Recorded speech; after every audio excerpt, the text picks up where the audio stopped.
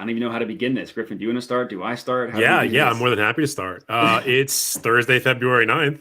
The Give and Go Show is back in your life for a special live episode. It's Pizza the NBA day. trade deadline. It's why is it pizza day? Why do people keep saying that? I don't know, but I'm wearing my Vache t-shirt to show that. Is it like National Pizza Day? Is that what it is? I don't know. I know it's my sister's birthday. Shout It out is to National Pizza Alexandra, Day. but Okay, so it's National Pizza Day. It is Ferentinos' sister's birthday. We're kind of putting her out there a little bit, and it is the NBA trade deadline as of I think an hour from now. It's at 3 p.m. Eastern. Right now, it's 2 p.m. Eastern. Yep. If you're joining the chat, appreciate you being here. We're going to talk about the trades that have happened so far. We're going to talk about the trades that could potentially be happening in the next hour or so. Obviously, not all of the trades are going to be done by the time we wrap this up. We're probably going to go for about an hour or so. Usually you end up seeing some that don't come out until a few hours after the trade deadline. But last night, some massive trades happened. A couple days ago, some massive trades happened. Let's start off talking about some moves that the Nets made. First off, Ferentinos, I know this is going to do some damage to talk about this, but I want to talk about it. I want to get it out there. Yeah, let's talk about both my teams are rebuilding now. We're in a state of constant rebuild. Let's talk about the less damaging of the two trades. Probably the ideal trade that you really wanted to happen: Kyrie Irving to the Dallas Mavericks in exchange for a number of pieces. Dinwiddie, DFS. I think we got some picks too, but you got some picks. Yep. And that's what makes the second trade hurt so much. Is I actually thought kind of like the Mavericks, speaking of the Mavericks, like how they built around Dirk to win a ship. Like I thought if you surround KD with enough players, because Kyrie is Kyrie, but like I think what we would have picked up in depth would have really helped with like that was the thing. Like whenever they went to the bench, our lineups just got killed. Dorian Finney-Smith is one of the best defensive wings in the NBA. Spencer Dinwiddie, I think, would have been a good like secondary ball handler and would have been able. I think the offense would have done well. I think it would have worked around KD, which makes it disappointing. I literally had the opposite feeling of waking up for Christmas morning this morning when I read your text. I saw the last thing was Pacific I know Ferentinos is gonna like be pissed off or whatever, but I think this is a really good trade. And then I was instantly like, KD got traded. God damn it. Yeah. So to circle back to that one in a little bit. First, we'll talk about the Kyrie one. The Kyrie one, I think, good move. You got to get him off the team. He's an expiring contract. I really thought the Clippers were going to push harder for him. I understand why any team would have reservations about Kyrie Irving, but obviously it's a debate between talent versus everything else, because the talent is absolutely there, but so is everything else. Yeah. He's a great leader and teammate, though. To the point that you said, though, yeah, according to him, he's a great teammate. He's also selfless. He makes sure to tell you how selfless he is. He left the Nets in fourth place, Yeah. Shout out Arnett. Thanks for stopping by. Appreciate you being here. To the point about Kyrie, though, I mean, look, the Nets got value for him. Kevin Durant, you said you want him to be in a Dirk role. Kevin Durant doesn't want to be in a Dirk role. Like, he never wants to be the only superstar on a team. Bus riding bitch. Look, I'm not going to go that far. I'm not first player to get traded to the team with the most wins in back-to-back seasons. Or not back-to-back seasons, but he literally did that twice. He's the only player to ever do that. What a bum. Is that true? Well, he's technically signed with the Warriors. He wasn't traded, but yeah, same thing. Yeah, he signed in free agency, but even still, yeah, that's an indictment. It is. Yeah. That is an indictment about, the comp. Look, there's a lot of things that we don't need to go over as it comes to Kevin Durant and his views on competition. The guy just wants to have fun playing basketball. That's great. Go play at LA Fitness. Yeah, that's the thing we got to remember. This is a spectator sport. The reason that you get paid what you get paid is because people find this entertaining. And if you keep doing everything you can to remove entertainment from it, sure, you're going to get paid because it's going to take a while to influence the direction of the sport. You're still going to get your Supermax contracts, but you're going to damage the sport going forward. And if you love this sport so much, stop breaking it. So him going to the Suns is not remotely. It's not going to the Warriors. That broke. He went to the Warriors when they had as much depth as that Warriors team did. They had the two-time MVP. They were coming off a 73-win season. They had just lost in 7 in the finals. Like, it's not comparable, but at the same time, it's just so indicative of his need to have other stars next to him. DeAndre Ayton, not a star, but a very good player. Chris Paul, no longer a star, but a very good player. Devin Booker, absolutely a star. A guy who's been in top 10 MVP voting for 2 seasons straight. Yeah, but it's like, I mean, what superstar didn't play with all stars? Like, I guess that's my thing is like people give like the Warriors thing. I understand. Well, like, Dirk. I mean, yeah, Dirk is the one example who won a title. Yeah. But like LeBron teamed up. I mean, obviously LeBron got LeBron Jason 2018. Kidd, old LeBron 2018 didn't. Yeah, but he didn't like team up with it. Like that wasn't LeBron's plan. He didn't. He wasn't like Guess who blew up that plan too? Kyrie Irving.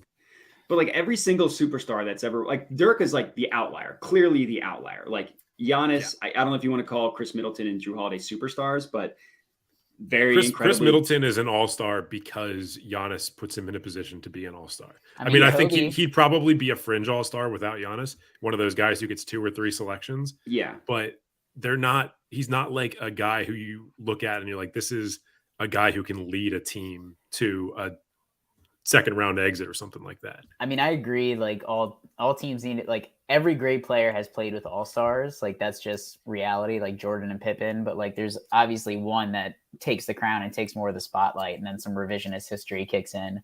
Sure. Allen Iverson, maybe the other one that never really played with other superstars, but he didn't win. He didn't have the success. He had that brief period with Mutombo before he fell apart.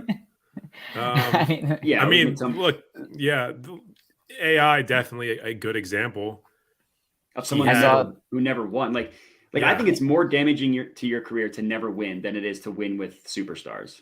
Yeah. You could also say like the Pistons as a whole. Yeah, I think they had a couple all-stars on those teams, but it was guys who got a couple all-star selections, kind of like the Hawks in 2015, where they were getting it because of how good the team was. Yeah, and that was like the Pistons was so long ago at this point. Like the Spurs had like 3 stars. Kobe had Shaq, and then Kobe had Pau Gasol, who was like absolutely a star. The only one really, the Pistons for sure, and then the Mavericks, but they had like late career Jason Kidd, who was incredible. They had late career. They also had Defensive Player of the Year Tyson Chandler. Yeah, incredible player. So it's not that they didn't have talent; it was just more role player talent than it was. Stojakovic. I want to say was Mike Bibby on those teams too, or was he on that team? I think so. Or was Bibby on the Clippers at that point? I don't remember.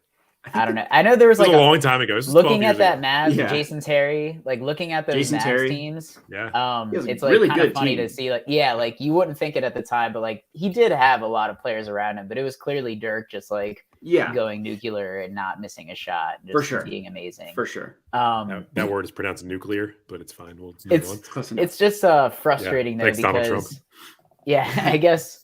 Everybody likes the Nets again, but what does that fucking get you? I'd rather be the most hated team in history and at least have a title. Like that's why I don't think you would. I really don't think I would. I think I would love celebrating it. I would buy all the shit. Like I don't care. The Cowboys could sign a murderer, which they already did, potential murderer multiple times, as long as they won a championship and then he got convicted after. I'm not gonna like forget about the Super Bowl. It's sports. We're naturally. I don't know, man. I feel like that does definitely color the impression of stuff. Like you might say that, and you might say that because you haven't won any titles. Yeah. If you not that it's the same thing. It's a much lower level of it. But there's a lot of Nats fans who felt very burnt after they won the title. And then it came out that a lot of Nats players were like really big Trump guys. And that's just a political view. That's not even like they didn't commit any crimes. They didn't hurt anybody. They didn't murder anybody. They didn't do anything to the team. They just didn't have the same politics as people. And the vitriol that they received was absurd. If you have somebody come out, and I know like you're a big NFL guy, so you justify bad behavior. You justify bad behavior all the time, particularly as a Cowboys fan. If your favorite player on a team came out and was a murderer or something like that, I promise you it would color the conversation about them forever. Yeah, Kobe Bryant, arguably, debatably a rapist. It will color the conversation about him forever. I say you couldn't talk about his death without talking about him in the Denver stuff.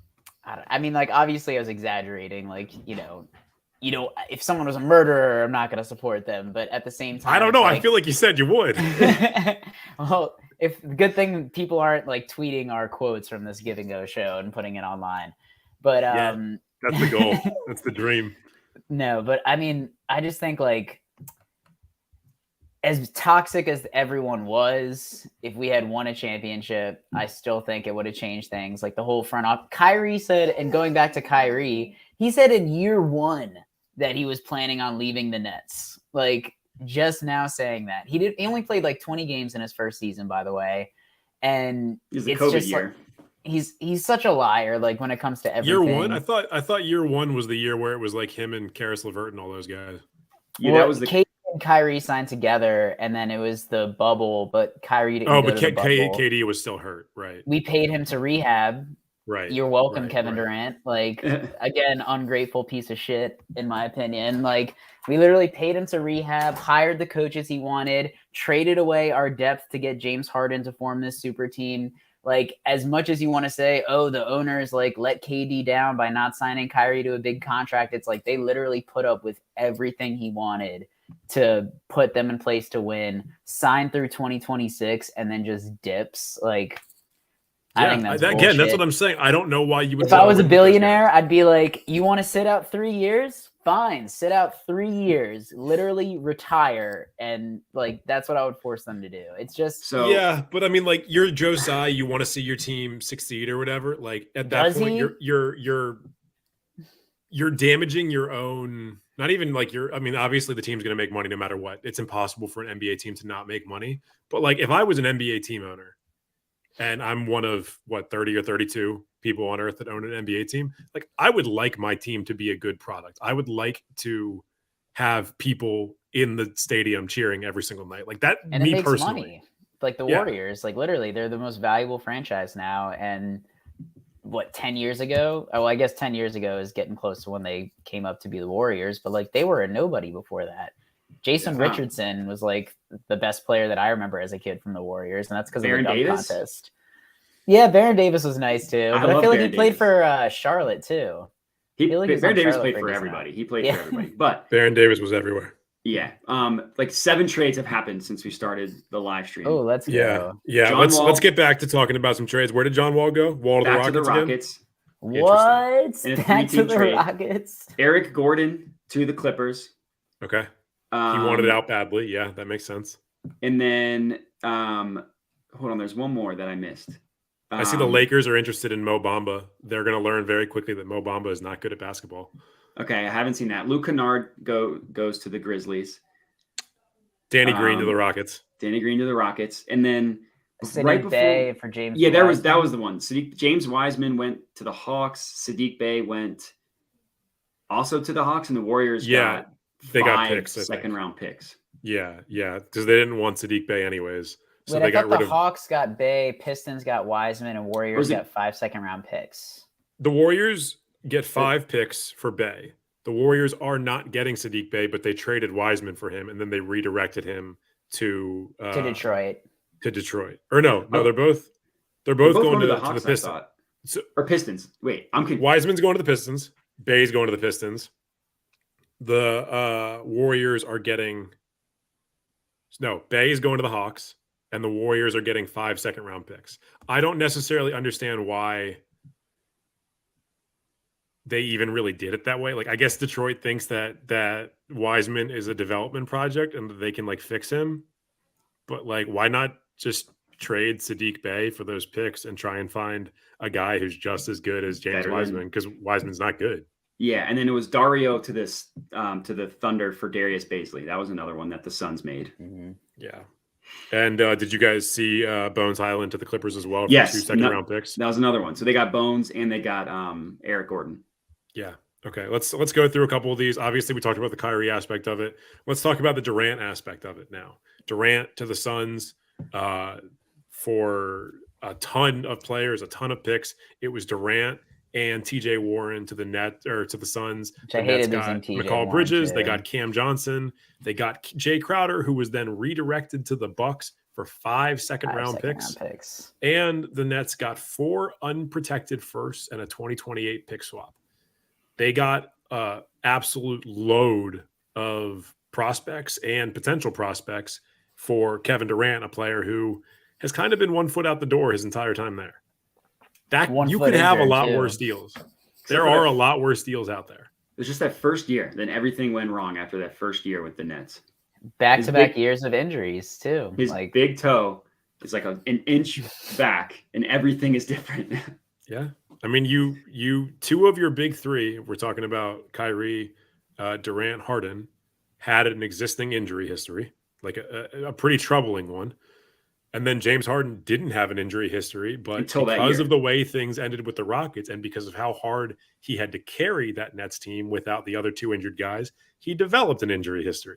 I mean, he always like, I think he forced his way out of the Rockets by being out of shape, and that might have impacted his time with the Nets. Because I think that's kind of, James Harden had to carry a team. You mean like he's been doing his entire career with the Rockets? Like, I think that's kind of like overplayed. James Harden had some really, a guy who didn't win with No, that's what I'm saying. He's an incredible He had very player. Talented teams around him. So I'm not blaming that. I mean, with the Nets core that he had, like they were still 27-7 when he did not play with. I'm not saying that the Nets didn't have good players that Harden was carrying, but Harden was playing absurd minutes and he played every single game.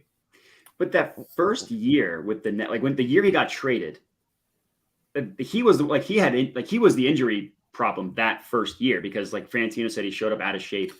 Yeah, and then he hurt his hamstring.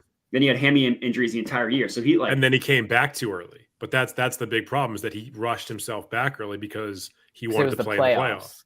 Yeah, because it was the playoffs. Which then contributed to the future injuries that he had and then the blow up of that team. The following year, yes. I was talking I'm saying the first year was like hunky dory, but then like James Harden had his hamstring injuries and they both got hurt in the playoffs. We got to remember every single one of these guys, and Kyrie might have been 29 at the time. I don't recall. I'm pretty sure every single one of these guys was over 30 by the time they made it to the Nets.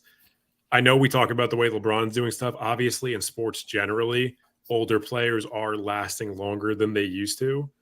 But Durant at this point, when he got to the Nets, had been in the league 12 years. Kyrie had been in the league 10 years. Harden had been in the league 10 years. Like 11. These aren't short careers before you get to the team. Yeah, I mean, just potentially the best offensive team in NBA history when the three of them were on together and they played 10 games. And then, like the whole contributing to Harden getting like hurt or whatever, like in the next season following the playoff loss to the Bucks, like there was the whole Kevin Durant was upset that James Harden didn't come in shape and blah, blah, blah. And he basically just re-tanked because he probably knew how crazy Kyrie Irving was. We're also forgetting that a global pandemic happened during this bullshit. And then Kyrie was all of a sudden not trying to get the vaccine. And he played in the one state where they're not going to let their athletes play, which I'm obviously like pro-vaccine. And I think it's so frustrating that Kyrie just believes it. Like I hope the Mavs play during Ramadan or whatever, and he fasts and sucks because he's going to do that, or he's going to. When is Ramadan? Is Ramadan during the season? I think I read a Reddit post about how it's going to be during the playoffs. It's always in the summer. He has fasted during Ramadan before. Yeah, and I think Kareem used to fast during Ramadan. Kareem's a winner. Yeah. Kareem is, in fact, a winner. Did you guys read, real quick aside, did you read his Substack article about him and LeBron? Yeah, I love him really throwing shade to Magic like during it too. I did not see that. It's a really good article. Kareem is such a smart guy. Very well spoken, well thought out. All right, so where do we think the Suns and the Nets go from here? Real quick, Patrick Beverley to the Magic for Mo Bamba. So Mo Bamba did get it. Okay, all right, that's good. That Bev sucks. That did happen. Yeah, he's real bad. Mo Bamba's not good, but at least he's big man depth instead of 1,000 guards, which the Lakers already had. Yeah, I think honestly, Pat Beverly is worth it just for showing the camera to the ref. I thought that was one of the funniest things. Oh my god, that was incredible. That was so funny. What? Like, and then he got teed up for it. Yeah. If I'm following correctly, I think the Lakers have 7 different players than they did two weeks ago. Starting with the Rui trade. Hachimura, yeah. Because Westbrook is gone. Who else is gone? Bryant's gone. We just said Beverly's gone. Bryant's gone. What trade was the Bryant one? It was for to the Nuggets for David Reed and 3 second-round picks. So they're also rebuilding their war chest a little bit by getting some more picks. So that was just a picks trade, basically, just to get essentially Reed in 3 seconds. And then obviously the Lakers also got for the Westbrook trade, they got D'Lo, they got Vanderbilt, and they got Beasley. The Jazz got Juan Toscano Anderson. They got Damian Jones. And the Wolves got Conley and Nickeil Alexander-Walker. So the Lakers are kind of like what we saw in, was it 2017 when they traded, or 2018 when they traded Kyrie? 2017. The Cavs? Sorry, the Cavs. When the Cavs traded Kyrie, and it was basically like a swap of like a million different players. Jay Crowder was on that team briefly. Isaiah Thomas. Derrick Rose was on that team. Isaiah Thomas, yeah. And then Dwayne Wade was on the Cavs. Yeah, it was mostly for that first round pick. That's what the Cavs just wanted that pick that turned into Sexton. LeBron has had multiple times where he's had a complete rebuild of his team halfway through the season. In the season, yeah. Well, no, the Cavs one was ridiculous because that's when they traded Isaiah Thomas. They traded Dwayne Wade. They traded like their entire team at the trade deadline. Yeah, that was the year after Kyrie. Yeah. You're right. It was the next year, and then Jay Crowder and LeBron had beef. I think Isaiah Thomas and LeBron James may have had beef. It was like the game before that happened. LeBron hit a game winner, and like Isaiah Thomas went to celebrate with LeBron, and LeBron just ignored the I remember that. That was the because what's his face? Who's the guy on the Cavs that everyone loves that kind of sucks? The Kevin Turkish Love? guy. No. Cedi Osman? Yeah, Cedi Osman. Osman. That was Cedi. LeBron like chest bumped Cedi when he made that game winner. I remember that. He loves his white role players. Everyone knows it. It's facts. AC baby. Yeah. If you're white and you can jump out of the gym, LeBron respects you 200%. Yeah. He's like, wow, that person can do that. Yeah. So circling back to the Nets and the Suns, where do the Nets go from here, Ferentinos? And Modi, where do the Suns go from here, Ferentinos? Let's start with you. Just building around their young superstars and talent. I'm going to say superstars. Who are their young? Yeah. Okay. Who are their young superstars? I was going to say, I know a lot of people when talking about getting potential pieces. So I think the Raptors kind of screwed themselves. We'll see what happens in the next half hour, but I think they just had way too high of an asking price for everybody. And that probably led to the events that got KD traded. Because then there were reports that the Raptors and Suns and all these teams didn't want to trade the Nets to make them better because then KD would become available in the summer, which who knows how true that is. But I don't know. I mean, we'll see if they if they move any more players for picks, if they go like full rebuild, or I mean, the Kyrie trade kind of signaled that they still want to compete this year. I just think if they give Cam Thomas, Nick Claxton minutes, they have good depth and good role players. I mean, Bridges might be their best player now. Cam Johnson still has room to grow, but is a good shooter. I think undoubtedly it's probably Bridges. Yeah, they'll just be like he's gotten significantly better this year. Yeah, it'll be like a 6-7 seed, like at their ceiling. And like I said, it'll be like awesome if they really like push the Bucks to like 5 games in the playoffs and they all have like really cool games. It's just, you know what the ceiling of a team like this is, and it's very disappointing. But I'm just hoping that Cam Thomas gets minutes because he's shown with 3.40 straight games that he can score and probably should be playing. Yeah, the problem with their team as currently constructed, they're like perfectly built to have a superstar. Like they have a ton of really, really high level role players. Like Mikal Bridges is not built to be a number one option. Cam Johnson is not built to be a number one option. Maybe Cam Thomas eventually, like third year out of LSU. I feel like he's probably just a bad team, good stats type of guy, like just a microwave scorer who won't actually contribute to winning. Cause like, I don't know how he is on defense. I don't know how he is doing anything other than just scoring. So like, is he just going to be a Jordan Clarkson type player? He's just a bucket. Yeah. Yeah. He's just a walking bucket, which like has value, but does not have value as your best player. So I think, I mean, like they would have been perfectly built for a team that had Kyrie Irving and Kevin Durant, but they don't have those two players. So like everybody needs to step up and do what they're like out of their comfort zone and what they're not best at. Another trade just came in. Pelicans received Josh Richardson and the Spurs received Devontae Graham and 4 second-round picks. So Pelicans trying to load up too. They gave up 4 second-round picks. I guess they were also getting off the salary of. Everyone is doing everything they can to completely devalue the idea of second-round picks this trade deadline. Which, to be fair, 28 out of 30 teams in the league are not good at utilizing second-round picks, so that's fine. When Jay Crowder was accepted for 5 seconds, I saw a comment, and it was like, that's what I do in 2K. I just keep adding picks until they eventually accept. Who cares about the second-round picks? The worst second-round picks for Josh Richardson. Has anybody seen Josh Richardson play basketball before? Like he's not like he's fine. He's not. Pelicans have. He's fine. I mean, he's got some length. Maybe they want a little bit more on the perimeter. You're always worried about like Ingram injury issues. You're worried about Zion injury issues. He's like a 6'7" piece. Like, yeah, I don't know. That's like it's a trade on the margins. Like, does that make the Pelicans better? Probably not. It might make them a little healthier though. Is he 4 second-round picks better than Devontae Graham? Maybe. Like Probably literally, what is the value of a second? I mean, that's also because that's fair. Again, 90% of the teams in the league can't utilize them that well. Yes, very occasionally you'll have them turn into not even very occasionally. Once in once a century, draft, they'll turn into a Jokic or they'll turn into a Draymond Green or something like that. But you're not actually finding value there frequently unless you're the Spurs or you're the Warriors or something like that. Like no one is developing those guys. Yeah, the second round picks is a volume game. Like if you have 4, maybe one of them pops. If you have one, then like that's what it comes down to. And now with every team, with the exception of maybe 1 or 2 having a G League team, like you just send those guys to the G League. You have them compete with guys that you pick up for the G League. You see who develops the best, and then you bring them onto the roster when injuries happen. Because at this point, we can just expect injuries to happen. I was arguing with somebody on the NBA subreddit last night, because they were arguing that John Wall in his prime was a fringe all-star.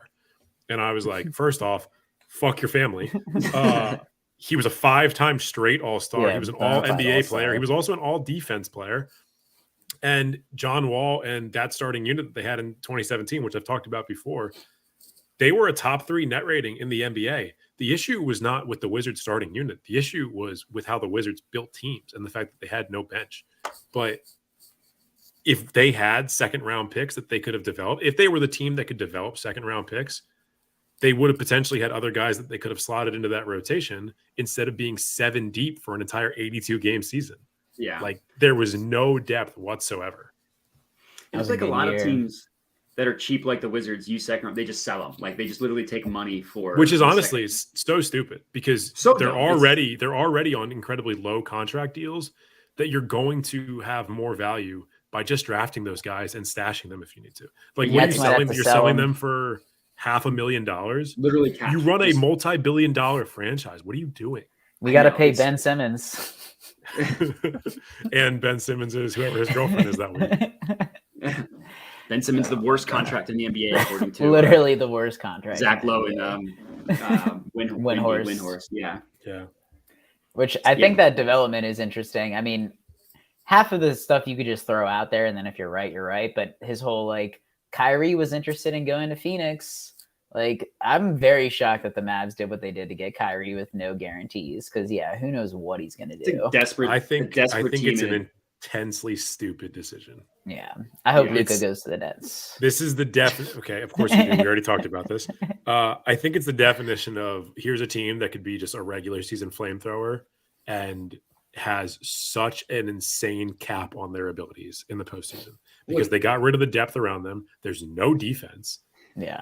I mean, I don't know. Maybe we're going to see them trade Christian Wood in the next half hour, in which case maybe they can bring in some other pieces for him and have him go be a 6-man somewhere else.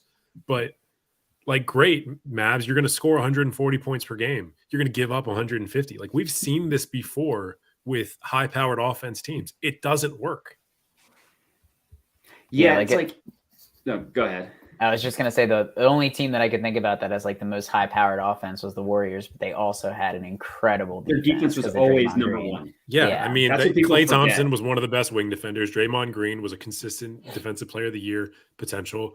Iguodala, despite being a 6-man, was one of the best defensive 6-men in the league. I mean, and they had incredible schemes, and people were chasing Steph Curry around the entire night. So defenses on the other side and offenses were exhausted just from trying to contend with that offense. That's not how Kyrie and Luka play. They're not running around screens the entire night, working you off the floor. Dribble ball. Yeah, it's gonna be a lot of 18s. I mean, you'd think Spencer Dinwiddie would still fit on that team because he's a guy who loves to dribble for 18 seconds and then take a deep 3 or pass somebody a grenade. He always beat the Nets. 2 game winners, I remember. Yeah. He has not yet. He has not yet beaten the Wizards since he left. Really? in 3 attempts since he was moved. He talks shit about the Wizards before and after every one of those games. He's 0 for 3 against them. That's hilarious. Yeah, I mean, my thoughts are the same. It's like this team's gonna like they could maybe win a round, and everyone's gonna be enticed about how good they look. Like, yeah, could they beat the Kings in the first round? Like, if that's the first round matchup, like 100%. Could they probably even beat the Clippers? Like, I wouldn't be shocked because I just have no faith or trust in the Clippers. But you're not getting to where they would need to be to justify the trade. And that's the thing. I can see this Mavs team absolutely winning a first round series. I could see if things fall in the right way, they could win a second round series. They could be another Western Conference Finals team again.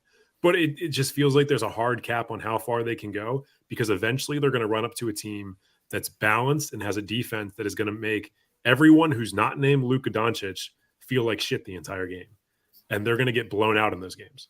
Yeah. Say, speaking of balance, though, do you think that it's kind of shifted back to the West? I felt like we were like way more to the East as far as like strong teams that can win. I mean, the Warriors won last year, but I think everyone can like say the Celtics are definitely the best team this year. But like the West did get a lot better. What is it? Kevin Durant, Kawhi Leonard, LeBron James, and two of those guys were already there, though. Division. Yeah, but like, I mean, I think the West is better than people give it credit for being. I think it's just more competitive than it's ever been. Mm-hmm. Like, I don't necessarily think the East is that much better than the West. Maybe the top two teams, maybe like the Bucks and Celtics, are like a hair better than the Nuggets. But I think it's just it's. We see so many teams in the West that are within like 3 games of 500 that we're like, oh, this division or this conference sucks. No, it's that they're all talented and they all have injury issues. So you're seeing a lot of like imbalanced rosters playing each other. Yeah, I mean, I don't know. Like the 7th seed in the East is the Knicks at 30 and 26. The 7th seed in the West is the Pelicans at 29 and 27. Like I think that's a little bit overstated that the West is so jumbled because they're all beating up on each other. I think it's just because they're also unreliable. Like that, like the Clippers play their team once every 4 games. Like the Suns I mean, yeah, it is injury issues. That is part of it. But a lot of part of it is like the Warriors just didn't get their shit together for the first half of the year. And then Steph got hurt. And then Steph came back. And then they got hurt again. And like the Pelicans can't stay healthy and lost like 10 straight, whatever that was. Yeah. Like a lot of it probably is injury related. But I just think that it's like a little bit overstated that they're also jumbled together because they're all beating up on each other. I think it's more so that they're all just so unreliable because we don't know who's going to play on a given night. And that's not really the case with, I mean, taking the Nets out of it now, but that wasn't really the case with the top of the East. Yeah. 2 things I just saw. There's a source that indicates to Legion Hoops that John Wall will generate heavy interest from the Suns when he's bought out by the Rockets, which is insane because he was bought out by the Rockets a year ago. So it's going to happen with the same team twice in a year. I don't understand. And then also he noted that only 3 teams in the NBA have not made a trade this year. The Cavs, the Heat, and the Bulls, which kind of confusing to me. The Heat and the Bulls should be at the front of the list of teams that are blowing it up. The Heat are old and broken down. The Bulls are just broken down. Why are you staying pat with these rosters? Yeah, the Cavs make sense because they like the huge Donovan Mitchell trade. They're probably like, you've already made your move prior to the season. That's surprising. The Bulls are like the, no offense, Wizards level, like mediocrity, like mediocre, but also like out of touch with reality and like what they think is going to happen. Like they were like, oh, we built this team 18 months ago. Like we assembled this all-star roster with like a bunch of, I mean, DeMar DeRozan's really good, but like Vooch isn't getting you anywhere. Levine is a good player, but like he's more of like a skilled basketball player than he is an actual basketball player. Like he doesn't play defense. He doesn't really know what to do aside from just like be really athletic and shoot. And then they're just so dead set on not blowing it up because they're just like, well, we are. I mean, like 18 months ago, we built this team that was in the 1 seed before like Lonzo Ball and Caruso got hurt. So we just need our players healthy. The Heat, I can understand more because they can make the argument like just get us to the playoffs healthy and we'll turn it on. I don't necessarily agree with that, but I can understand that. I mean, they definitely have a trade to make, but I can understand that process, that thought process a little bit more. Yeah, and then surprisingly, the Raptors were buyers. They got Jakob Poeltl. Yeah. A team that everyone said was going to blow up, trade Siakam for basically every trade that people said the Raptors were going to do for Siakam and OG. The Nets did with Kyrie and KD. And the Raptors got Jakob Poeltl. Jakob Poeltl. I know you know how to pronounce it. Why do you do this? It's going to be my thing, you know. Yeah, well, I hope he never comes on the show. He looks more like a Jacob. I don't think he does. I think he looks like a Jakob. Yeah, it doesn't look like a Jacob. He looks like a foreign guy. He definitely looks like a Pirtle. He looks like a Kermit the Frog. All right, some other trades that I don't know if we talked about yet. George Hill back to the Pacers. Back to the Pacers, back where it all The started. return. Let's get Paul George back over there. Get the reunion of the Georges. Get the gang back together. Wait, Serge Ibaka is on the Pacers too? Yeah, he was as of today. He was part of that trade. He was part of that, the Jay Crowder one. Yeah. What do you think Roy Hibbert's up to? Can we get him back there? I tell you at the time that I was really mean to Roy Hibbert. Did you what? Wait, I was like in really real life, really mean to him in real life. No. This is the first time that I had floor seats to a Wizards game, and I was right under the basket, Wizards Hornets, and I was like right next to the Hornets bench, and I spent basically the entire game talking shit to Roy Hibbert and poor guy. God, what's his name? Not Lynn, Justin Lamb. Justin Lamb and Roy Hibbert were on that. Jeremy Lamb. I spent so much time just shit talking them. And it wasn't even like really mean shit talk. It was just like, Roy Hibbert, how you so tall and not good at basketball? Like, what's that like? What's it like to be this big and not talented? How do you go to a grocery store? Does everybody stare at you? Do they ask you if you play basketball? I haven't seen you play basketball. I feel like you could say all those same things about yourself. Yeah, absolutely. But I'm not 7'2". And on a basketball court as your professional career. Yeah, I don't think he took the court that game. But Jeremy Lamb at one point was talking shit back to me, and I was like, yes, please feed me with this. And then the Wizards won, and it was amazing. Mason Plumlee to the Clippers for Reggie Jackson. What? Why would the Clippers do that? Why are the Clippers getting rid of all of their guard depth? Well, I guess they did get that. Bones and Eric Gordon. Yeah, I would not want either one of those guys to be my primary ball handler, though. I mean, like, I know Reggie's had his issues this year, and John has been awful. Like, I'm totally fine with them. As much as I love John Wall, I'm totally fine with them moving John Wall. But well, that's what this feels like giving up on Reggie Jackson a little early when we know what he can be in the playoffs. Yeah, I mean, he was incredible. I guess that was 2 years. Would have had to have been 2 years ago. He was incredible in that run. Yeah, you know his nickname, right? Playoff Reggie? No, I don't know. Big government, because he's always bailing out his teams. Yeah. I not hear that. Guy's great. I love him. Him and PG were boys. Yeah, I'm really honestly surprised by that. I did not think they would move him. I can't pretend I've watched a ton of Hornets games, but I don't think there's anybody that is worse on the eyeballs at playing basketball than Mason Plumlee. He makes you want to just stick a needle into your eye. Hey, I feel like he makes like surprisingly good like dribble moves and passes. I'm just like, whoa! Like I guess it's like one. It looks disgusting. Yeah. Oh, what was it? There was the one gif of him shooting like a slow-mo jumper, and just the whole bench people are just like, like, that's what I had in my mind. Oh man. What else has happened? Somebody, a guy on Wiz Twitter, changed his name to Adrian Wojnarowski and said that the Wizards are entering trade talks centered around John Collins, and a lot of people are taking the bait. Gotta look for that's another one of the highlights of the trade deadline day. People pretending to be other people. Yeah, so fake Woj and fake Shams. Yeah, always a good time. It's been like 4 minutes since the last trade. I'm getting trigger happy. Yeah, I mean, we've got 17 minutes to go. Granted, again, like we mentioned, things could still be announced after that 3 p.m. deadline. One we didn't talk about, Modi, one for you. Sixers getting Jalen Daniels, Matisse Thybulle going to the Blazers, Hornets getting a bunch of seconds. How do you feel about it? I think it's fine. I mean, like I cannot stand Matisse Thybulle. I think he's a loser, and he's like he got worse as his basketball career went on.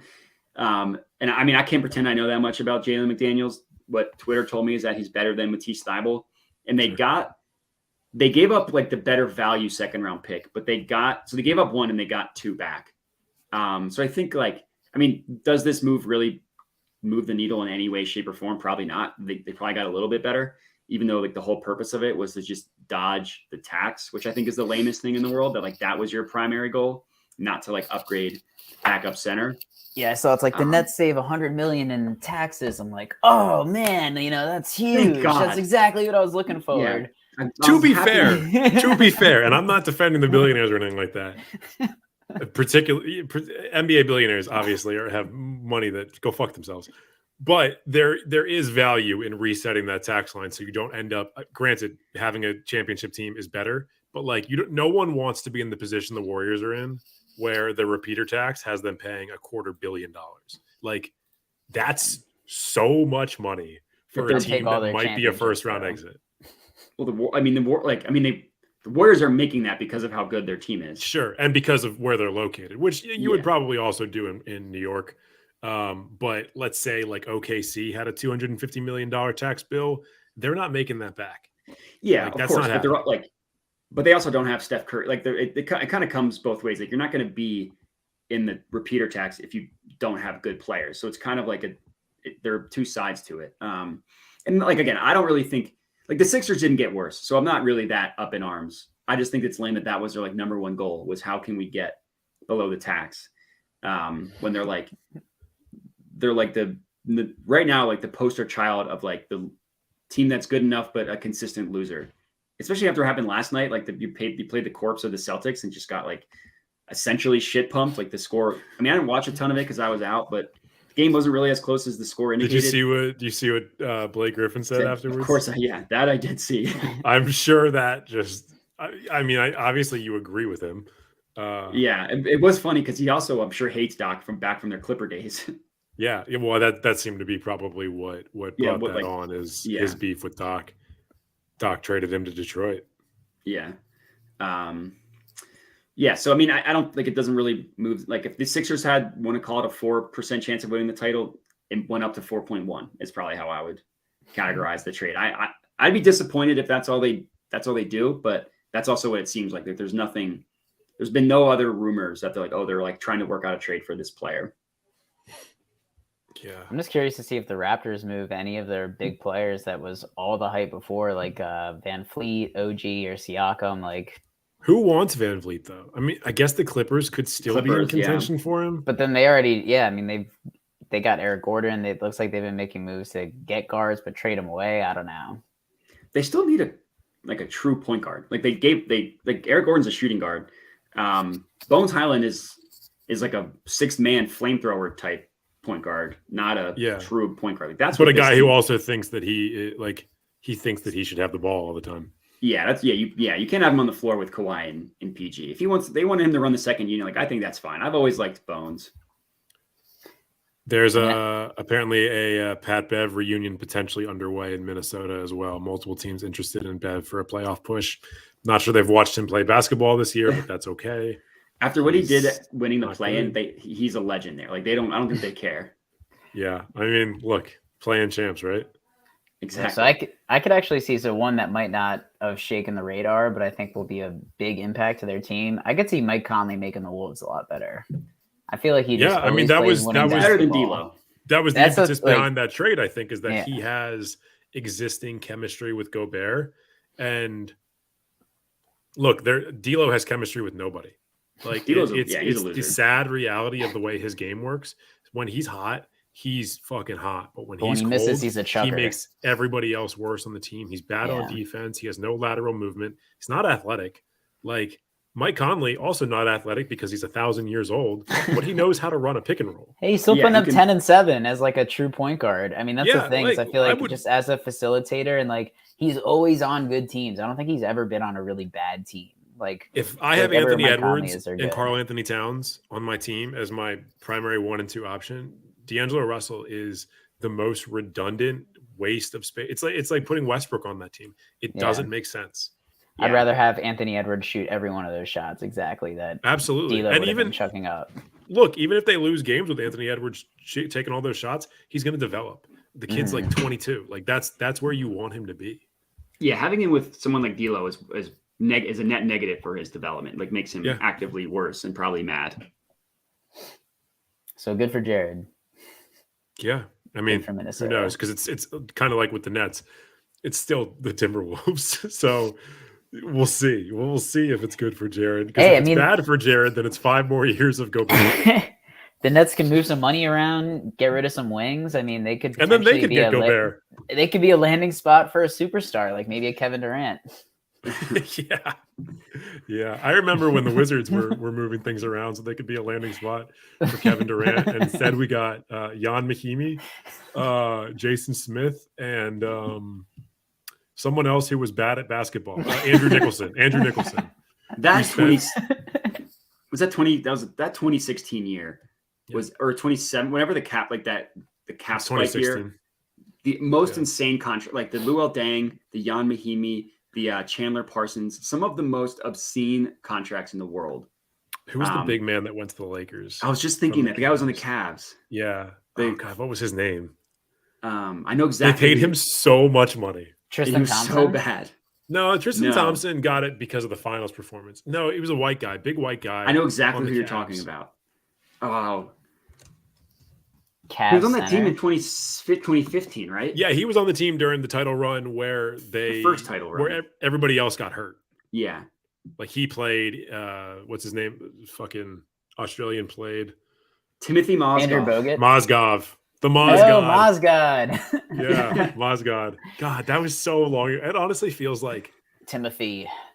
I don't even know how to express this. Like 3 NBA cycles ago, that Mozgov was in the league. Like, yeah, I know. It feels like a different century. Looking at that Cavs roster is hilarious. Joe Harris, don't want to. Brendan Haywood, Sean Marion, Kendrick Perkins, Anderson Varejao, the corpse of Anderson Varejao. Dion Waiters was still there. Anderson Varejao, who they then traded to the Warriors. And no matter what, he was guaranteed to get a ring. And then the Cavs beat the Warriors, and he was on the Warriors at the time. And I don't think he had the option, right? I think he like denied. They either denied giving it to him or he denied taking it. I think he denied taking it. I think technically like. And really, honestly, Varejao deserves his credit because he was there during the dark days and he was a consistent player for them for like a decade. Yeah. And there was a point where he was a good player. It just, the timelines didn't match up for him. We are in the worst timeline, I agree. The Warriors are getting Gary Payton II back. I just saw that. Nice. 5 second-round picks are going to the Blazers. Dude, why is that the most popular thing now? So they traded the 5 they just got. I saw somebody suggest. I saw somebody suggest on the RNBA subreddit that you be allowed to package a certain number of second-round picks to get a first-round pick. Like 8 second-round picks, you automatically get a first-round. Get a first-round one. Can't wait to see how the Wizards would still waste those. They would just sell them. They would sell them. Who are we kidding? They got to pay those crooked politicians.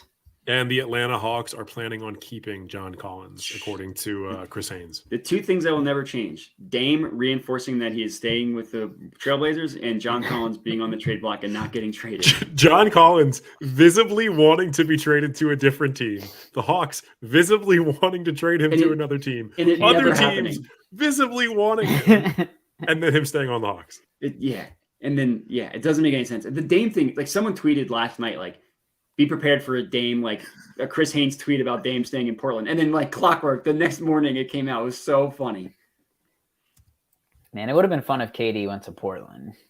I think that would have been I would have rooted for them more than if he went to the Suns. I think Dame deserves like KD in Portland makes the most sense if you look at his Supersonics tenure. True. Yeah. Get back to the Pacific Northwest. I mean, like, yeah, is it going to Seattle? No, but like, is it the next best thing? Yeah, dude, I would totally be fine with Portland. Portland's great. Yeah, underrated city. I loved Portland.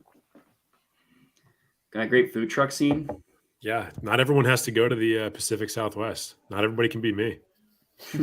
Don't know if you guys saw, but I'm going to be in Phoenix this weekend. Maybe me and Katie link up. I don't know. Maybe you're going to go to the Super Bowl together. Don't fall on his leg accidentally. What do you care at this point? We got the Suns picks, man. I need them to tank. I need them to fall apart. Right, so you do want me to fall on his leg. Yeah, so he should fall on his leg. I said don't fall on his leg. Got it. That's what I get for looking at Twitter while you're talking. It was too. I didn't see the wink either. It was too believable. Yeah, it's that low Zoom connection, you know. Well, I do think we should. What do we think about the Suns now? I think we haven't really talked about the Suns. I think the Suns last night went from being the ninth best odds to win the title to being the second best odds. Granted, that's just where the money's going to come in.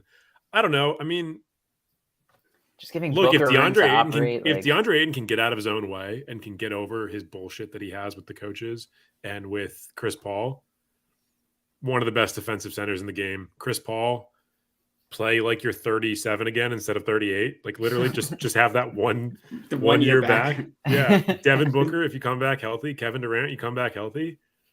I'm not betting against this team. There's like, is the role player depth pretty bad now? Yeah. But playoffs, they have tight rotations anyways. And like, I think Booker and KD is just insane to have when you have Chris Paul as the facilitator. Like, that's what I think. I think if Chris Paul, I don't know if he's been like injuries or if it is just aging and he kind of lost a step. It's but everything. He's still CP3. Yeah. Like, I think he's still going to be able to open up space for Booker and KD to work, and they're just going to be ridiculous. To the point you mentioned, though, about it being playoffs and rotations tightening up, that's kind of the problem, though, is that rotations tighten up on Chris Paul every year. He gets hurt.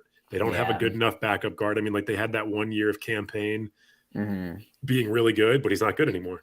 Yeah, it was exactly 1 year. I like the Kevin Durant trade for them. If I were them, I probably would have tried to look for depth more than a superstar. But at the same time, like if a superstar is available, you got to do what you got to do.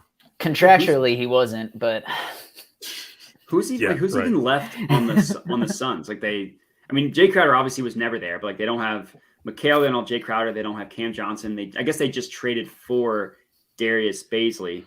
They do also have Cam. They got TJ Warren. They got TJ Warren. Right. They did get TJ Warren, but like they're like 7 deep, but it's primarily scorers. I mean, like I would never ask Devin Booker to guard the other team's best guard. And Durant, who's capable of doing that, I guess he won't need to shoulder as big of an offensive load like a fully healthy Suns. He won't need to. It'll be like basically back. He can be as efficient as he was. I mean, he's always efficient, but like back to the original Nets days when they had, but also with Harden and Kyrie, where he doesn't need to do everything. He probably can guard up a little bit, kind of like LeBron that title year with the Lakers. He was like phenomenal on defense because he took a step back on his offensive responsibilities. Yeah, it sucks to be Kevin Durant. I have to handle the ball a little more and maybe pass a little more. It's so hard to play basketball. It's like, that is like it's like a grind. It is different. Like not being able to take a playoff offensively does take its toll. Yeah, I thought he was a true hooper. True hoopers should want to win it. Instead of just I think he clearly does want to win it. He just Kyrie might be on that team next year too. Who the fuck knows at this point? Probably is. I definitely see it. I feel like I don't even know if a Mavs championship, to be honest. I can't fathom being the Suns owner and it being your first year as a full owner and being like, you know what I want? The guy who's blown up the previous 4 teams. But you know what he wants? Maybe press. He wants the team to succeed and do well. Like, I think that's why definitely like the Suns were constantly pushing forward like this move. KD wanted to go there and they have new ownership. And I feel like if you're a new owner, what's the first thing you want to do? It's like you got your shiny new toy and then you add Kevin Durant to it. Like, I think the Suns are going to be very good this year, which is annoying. I mean, there's not that much year to go, so we'll see if they have enough time to gel. Granted, I need KD Steph Curry to get healthy. Guys to slot in anywhere. Like, KD can. Yeah. I don't know. It's interesting. We've got 3 minutes to go until the actual trade deadline. I don't think the Wizards are going to make any moves. I have the Knicks made any moves? They got Josh Hart. Oh yeah, they did get Josh Hart. They did announce that. That's right. Okay. Yeah. Interesting. I would be if the Raptors don't do anything. That would be insane. Like what they did. I guess they did this. The Tampa Bay year, they held on to Kyle Lowry for no reason. Like they could have legitimately gotten Tyrese Maxey for Kyle Lowry, and they turned it down. At the trade deadline, the Tampa Bay year. People very highly overvalued where Kyle Lowry was in his career at that point. Yeah, because he was coming off a really, really good run of 5 or 6 All-Star years. He looked like he still had it in the tank. He was one of the best distributors in the league.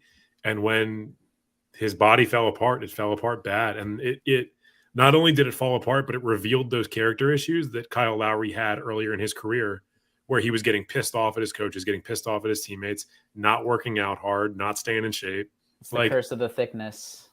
Yeah, Lowry's always been a little bit of a question mark, and he figured it out for a while on those Toronto teams because they were contenders every single minute that he was there. Yeah, I mean, that's kind of like my point is like the Raptors held on to him that year when they could have legitimately gotten that was a confirmed offer. They could have gotten Tyrese Maxey, I mean, granted, nobody expected Max to be as good as he is now, but they still could have gotten him, and they held on to him and then lost him for nothing in the offseason. And it's like they're about to do the same thing. I don't like that's what I guess my point is like, what's the point of this? Yeah, I mean, this is an argument that we have about, lower tier stars all the time is why do these teams hold on to guys until they can leave for nothing when you have to have some inkling that this guy could potentially leave. And even if you don't think he's going to leave, you also got to look at it as like, okay, if he stays, are we a better team because of it? At the time that he left the Raptors, if he had stayed, would they have been a better team if he stayed? Like, I don't think so. Yeah. So why not, even if it's just for like a rental, make the move and see if you can convince a young player to re-sign on your team instead of holding on to a 34-year-old. Yeah, it didn't make any sense then. It doesn't make any sense now. I mean, I can understand holding on to like OG and Pascal Siakam because they're young and really good. But like Fred VanVleet, he's going to probably walk. Yeah, I would ship him. Yeah, I'd ship VanVleet easy. Unless the offers just aren't there. But I mean, we know they were there against. We're with Kyle Lowry and they turned it down for whatever reason. Yeah, I don't know. All right, 3 p.m. See if anything else filters in. So I feel like stuff will get reported after, right? But like they could still technically close deals or whatever, or finish trades. Any predictions on something that happens after the deadline? I saw there was a lot of Bojan to the Lakers. Bogdanovich. Yeah, Ooh. We'll see if that happens. I don't know who the pieces that they would move for that would be. That'd be a complete flip for them. They would basically have an entirely fresh roster except for LeBron and AD. LeBron and AD. Yeah. So we'll see. We've seen them have it before. What else? Bojan not leaving the Pistons would be so stupid. Like that's another thing. Like, what's the point? Like you're so bad. Yeah. I mean, if Cade Cunningham was healthy and they thought this was going to be a year of development where basically they're making the team better and they're competing for a play-in spot, sure. But Cade Cunningham's been out since November? For forever, yeah, and he's out the whole, like as soon as the season started, I think. Yeah, he's not going to play. He's not going to come back. Pistons' goal should have been immediately, trade these guys for whatever you can trade them for, get some low value or low price contracts back, get some picks, and then trade those picks in a year or two once Cade has done some developing. But I don't know. I'm not the Pistons GM. I don't really understand how they make some of the choices they make. Troy Weaver, right? Isn't that him? I think so, yeah. And I mean, he seems like he's good at his job. Like he's good. He's really good at finding guys in the draft. I'll absolutely give him his credit for that. But we've seen a lot of teams draft well and then have no idea how to build around those young guys. I mean, look at the Rockets right now. What the fuck are the Rockets doing? And granted, they just got rid of Eric Gordon. I mean, I'd say they've drafted pretty. They've had a lot of high picks. Well, and they have a lot of Nets. And they have a lot of picks. They have a lot of picks left. At a certain point, though, you need to put a good coach in place, and you need to get rid of those picks for veteran players that are going to make your young guys better. You can't just keep drafting. Yeah, I'm very interested to see what the Thunder end up doing because they have enough picks to basically do what you could do in 2K and have every single first round pick. So it'd be interesting. Like they're going to have to cash in. I think the Jazz and the Thunder are going to go like 1 or 2 more years, and they're going to cash in tons of their chips and build around, I guess, SGA and Chet. It's SGA and Chet for the Thunder, and then for the Jazz, Laurie and whoever's there. Yeah, I think the Thunder are a little better set up to cash in than because they have the players on the roster, presumably. Like Giddey's really good, Jalen Williams. One of them, I always mix up who's who, but there's a good Jalen Williams and a not as good Jalen Williams. The one that beat the Lakers the other night. I think he's Jalen Williams. There's like Santa Clara, Jalen Williams. There's Arkansas, and I always mix up. They're both on the same team, right? Yeah, that's the confusing part. Yeah, they spent the entire first half of that game talking about it and giving them different nicknames until eventually they were just calling them Jalen Williams and Jalen Williams or J Dub and J. And it's like, who cares about this? Like, this is the game where LeBron's going to break the scoring record. Why are you talking about this? Well, if it's up to Thomas Bryant, he should have. There goes Ferentinos. He lost Ferentinos. Well, we were going to wrap it up anyway, so he probably just had no time left for us. Fuck him. Yeah, I wonder if maybe his laptop died or something. All right, well, he's back with slightly more messed up hair. It was the frustration when the tab closed. Here we go. Sure. Yeah. Mode I just mentioned, we're going to wrap up. There might be stuff that comes out over the course of the day. If you're watching, appreciate you being here. Make sure you subscribe if you haven't done so already. Feel free to leave any comments of other trades that you think are going to happen or trades that you'd like to see over the course of this upcoming offseason. Also, in the comments, put who you think is going to win the title this year, because things have taken a serious change from where they were 3 or 4 days ago, and it might not be the Celtics or the Nuggets. So I'm curious to see where it goes. It's not going to rhyme with Nets, I tell you that. The Jets? The Mets? Yeah. None of those teams are going to do well, basically. Okay, well, your name.